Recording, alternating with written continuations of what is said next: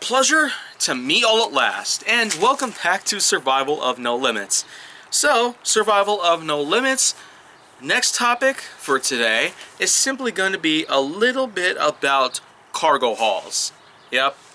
Episode 55, I'll basically be talking about the process of hauling different types of cargo, depending on what kind of transportation and depending on what setting it's basically going to take place in.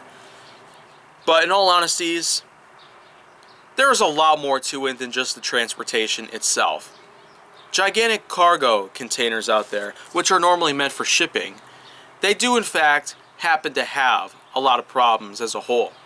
First of all, in some events, including hurricanes, tornadoes, earthquakes, and the like, there's always a chance that the shipping containers may not be heavy enough to withstand such high levels of natural force, which of course would mean that sometimes, like buildings, cars, and most other things around, they could actually end up hopping all over the place, pretty much. They could get picked up by a tornado, and, well, a lot of other problems could happen, pretty much. Cargo hauling, though, has a lot of other problems, though, than just having, well, natural disasters in connection. Because, let's just say, for one, that with all the things that have been developing lately, especially if you're familiar with the Suez Canal incident, which of course had been fixed up some time ago, but we'll never forget that, well, for the time period that that gigantic ship had been trapped, with all those shipping containers stuck on it, there's been a lot of issues going around with getting certain things to certain places on time.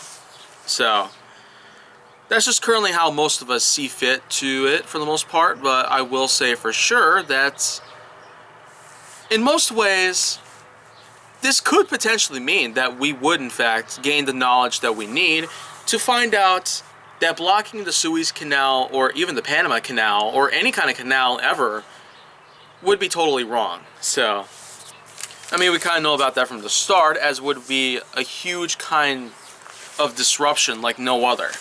Confusion and delay like none other, pretty much. So,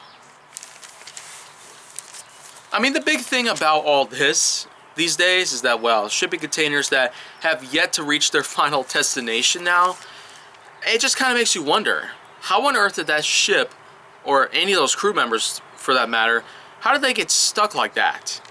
I mean,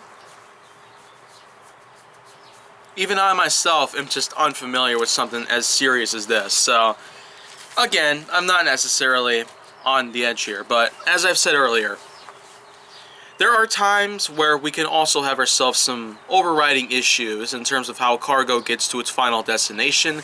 Like I've said earlier, natural disasters could happen, which could cause the containers to fly all over the place or be tossed around like toys on a trampoline, pretty much.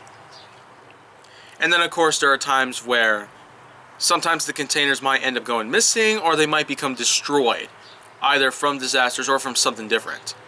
Train wrecks, ships sinking, planes being shot down by missile launchers for the most part. Well, I mean, anything is possible by now, and tons of things could potentially happen, so shipping containers could in fact become in danger. There, of course, are also times in pop culture where shipping containers are revealed to have certain things that are of most relevance and importance to some people.